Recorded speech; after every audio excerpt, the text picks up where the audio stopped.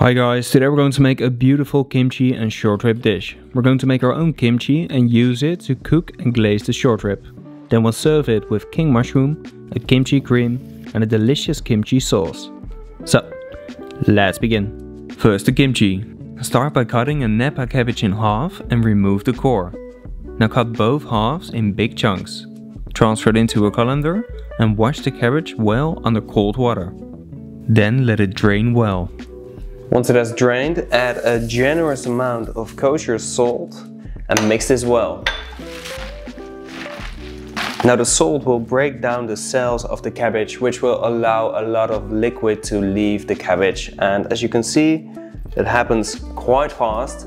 We're going to let it drain for 1.5 hours, and while that's draining, we're going to make the delicious red and beautiful paste to marinate the cabbage. Meanwhile, we can make the kimchi paste. Pour 110 grams of water into a saucepan together with 10 grams of sugar and 12 grams of rice flour. Now while stirring, bring this to a boil till it has thickened. Then cut one onion in half and clean it. Also clean half a bulb of garlic, half a Chinese pear and 30 grams of ginger. I always do this with a spoon. After that, grate all the ingredients on a fine grater into the saucepan. Then also add 35 grams of fish sauce and 40 grams of Korean red pepper flakes. Now mix it well till it's an even smooth paste. Then take the Napa cabbage and rinse it well to remove the salt. After draining it well, transfer it into a bowl. Then cut 4 spring onions fine and add them to the bowl together with the kimchi paste. Now mix it well and make sure that every piece of cabbage is totally covered in the marinade. After, transfer it into a preserving jar and press it all the way down to remove any air bubbles. So now we can close the lid and then the fermentation process can begin. Before you close the lid, be sure to remove the sealing ring, because otherwise the pressure will build too high and it might even explode. I've seen it once and you definitely don't want to clean that up. So just label with a Sharpie, put a date on, and after the 4th day you can start to taste. I think I'm gonna leave mine for 5 to 6 days depending on the flavor. So on the 4th day just have a taste and see how you like it. If you like it, you can put it in the fridge and then it's good for many weeks and even months. Don't forget to put a tray underneath the jar in case any juice drip out of the jar. Okay, so the kimchi has fermented for 2 days now, and as you can see there is a lot of liquid floating on top and there are starting to form some air bubbles in between. So what we want to do, we just want to take a clean spoon and start pushing the kimchi down again, because you don't want any air bubbles in the kimchi. So we're just going to remove the air bubbles like so. Super easy, doesn't take a lot of time as well. And then we put it back with the lid on and we're going to let it ferment for 2 more days before we start tasting it.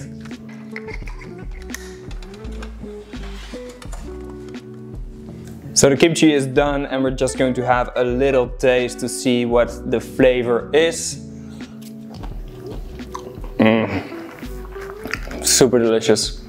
It's quite spicy, but it's very fresh and super flavorful. Just cover it up and then once it's cold, you can just keep it in your fridge for weeks or even months. I once kept mine for I think 3.5 months and it was still super delicious. Yeah, just keep on tasting it, but it should be fine. And I think this bad boy will be gone by the end of the week, so then we can make a new batch. Then we move on to the short rib. Transfer 100 grams of nitrate salt into a pan and add 2 liters of cold water. Mix it to dissolve the salt. Now submerge 2 kilograms of short rib and let them brine for 24 hours in your fridge. The next day you can take it out of the brine and let it dry for at least 10 minutes. Then heat up a big pot, add a splash of oil and pan fry the short rib on both sides till golden. Really take your time with this, it makes a big difference in the final flavor. After that, let it cool down on an oven rack. Meanwhile, transfer 200 grams of the kimchi into a measuring jar and blend it till smooth. When the short rib has cooled down, use some aluminium foil to cover the ends of the bones. We do this so the bones won't pierce the vacuum bag. Then transfer it into a vacuum bag and also add the pureed kimchi. Vacuum the bag for 100%. Then cook the short rib in a sous vide at 85 degrees Celsius or in a steam oven, also at 85 degrees Celsius, for 12 hours. Once it's cooked, gently remove the short rib from the bag and keep the cooking liquid for later. Then turn it around and remove the aluminium foil. Now gently remove the bones. After that, cut away any membranes and remove the soft fat on both sides. Don't forget to do the very important taste test. After that, lay the short rib on a container that's lined with some plastic foil, put another piece of foil on top and then cover it with a rag or another container. Then put some weight on top and let it set in your fridge for a couple of hours. Once it's set, portion it into the desired size and keep it in your fridge for later. Now for the glaze. Pass the cooking liquid through a fine sieve and reduce it on a medium heat for about 2/3.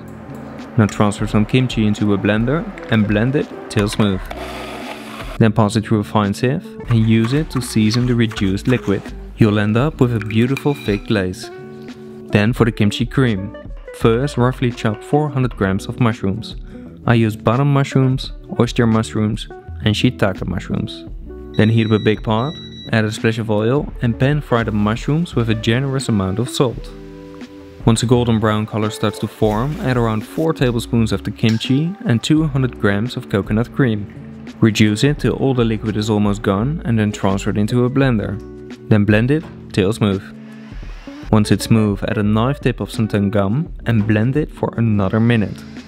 This will prevent the cream from splitting. Now for the sweet and sour king mushroom. Pour 200 grams of white wine vinegar into a saucepan together with 100 grams of water, 100 grams of white wine and 100 grams of sugar. Now bring this to a simmer. Meanwhile, cut the top of a couple king mushrooms in thin slices.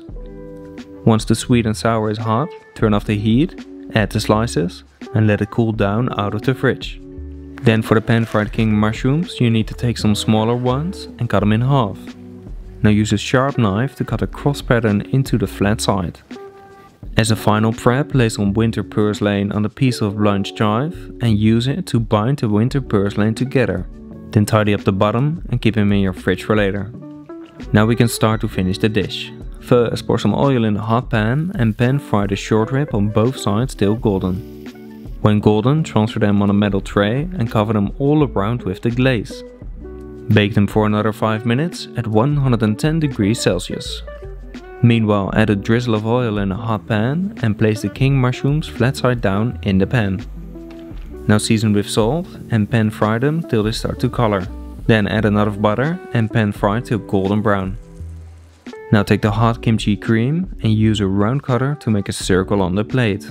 Place the short rib on the side of the circle and pipe a big dot of the kimchi cream on the other side.